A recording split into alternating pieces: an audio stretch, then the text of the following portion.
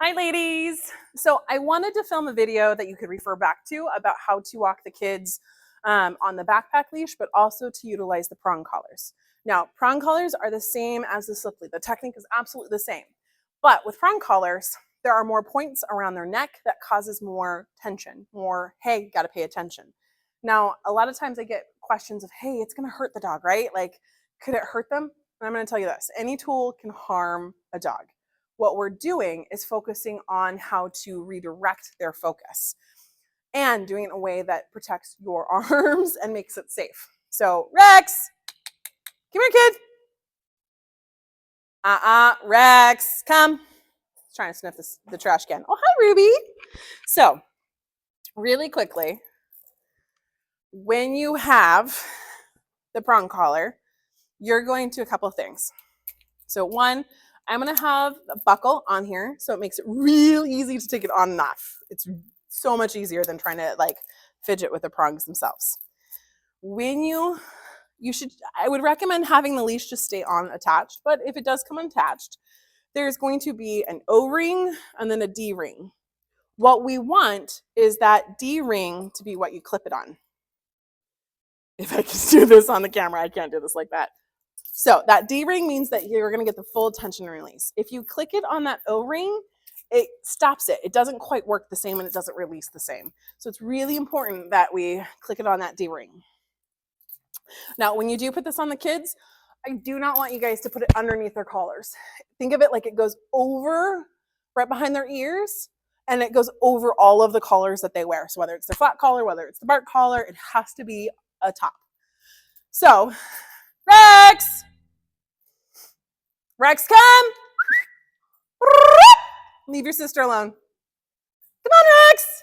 Let's go, boy. Sit. Yes, that was a big one. I'm going to reward that. That was good boy. So when you stick this on, if you stick it on like I just did where I'm clicking it behind his head, you're going to have to shift that prong collar over so that the D-ring is on top. You can go from down and underneath her neck. It might be a little bit easier, especially on her. Her fur is going to catch the prongs a little bit harder. She'll get caught a little bit more often just because of the texture of her fur. It's a normal issue. Just kind of wiggle it. They'll be fine. So once you have it on them, whether you're wearing this as a backpack or you're using it as a normal leash, I want to remind you what the technique is with this type of collar. So you're going to pick a side that the kid is walking on, left or right. So he's going to be on my left. The right hand is your anchor hand. This is the hand that holds the extra leash. Your left hand, again, the side that he's on, is going to hold that leash where there's some looseness. See how it kind of, I don't know if you can see it, kind of wiggly, but his body is in line with your body. His butt cannot be ahead of you. You've given him too much leash for right now. When you want him to go potty, when you're not just working on walking, then he can have the whole leash, go smell, do your thing, give him 20, 30 seconds, then okay, we're back into working mode. He needs to stay this close while we're working because otherwise he's going to take it and run, as you both know. So when we're walking, it's going to be a let's go or with me. Rex, let's go. So we're going to start walking. His sister's checking stuff out. So we're cruising. If he pulls towards something, you're going to give him a tap. What I mean by a tap is you're going to tap behind, like you're going backwards, or you can do a flick of your wrist. It's going to sound a little ridiculous.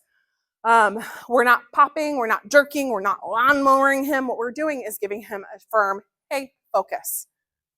Rex, sit. Good boy.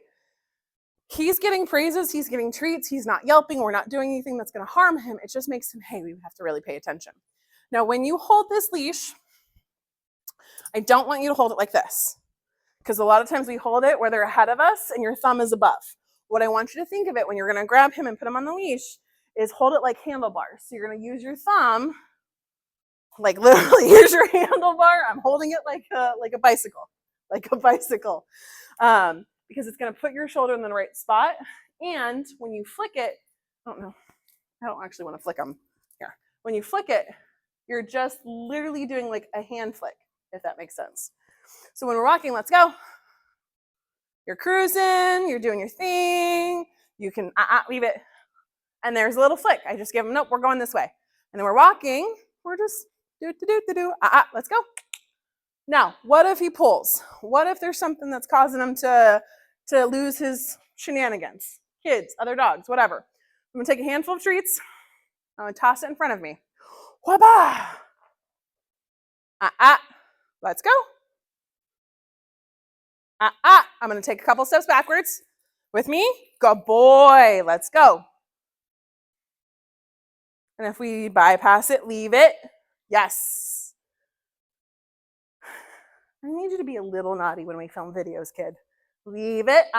Give him a slight tap. Let's go. Your feet don't stop. Ideally, you should be able to cruise. Nope, we're gonna walk right past it. Sit. And when he doesn't listen to you, you can shift your hips in front of him and force him with his body. Or you can also give him a sit. Yes. But make sure you give him at least 10 seconds between correction and him, whether it's a praise, whether it's a correction, give him 10 seconds to process, to buffer. He takes a solid 3.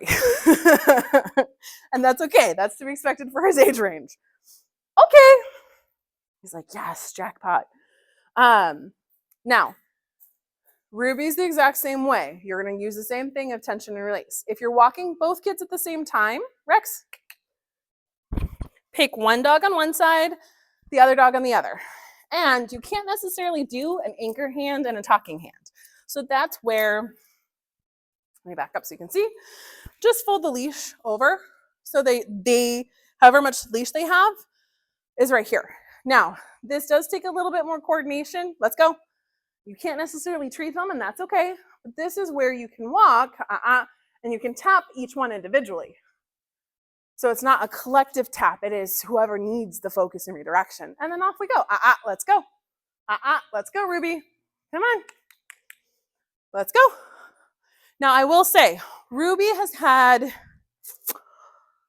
when it's a calm environment like this, she actually struggles in focusing. Feeling like she's like, it's too boring almost. When there is something to pay attention to, she's like, oh, I know I'm supposed to forget this. And Rex is the opposite. No distractions. He's like, I'm a prince. And then as soon as the distractions pop up, he's like, I can't do this. So, sit. Yes. When you use prong collars, they're going to pull. That's why we are using the prong collar, to help redirect that energy and that force that they're using.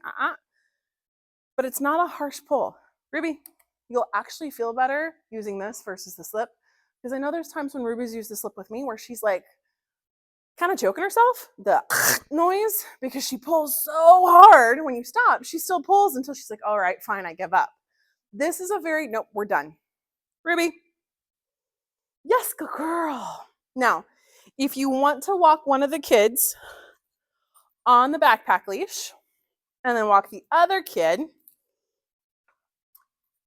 again, pick both sides, but now this hand is free and my talking hand is Ruby on the left.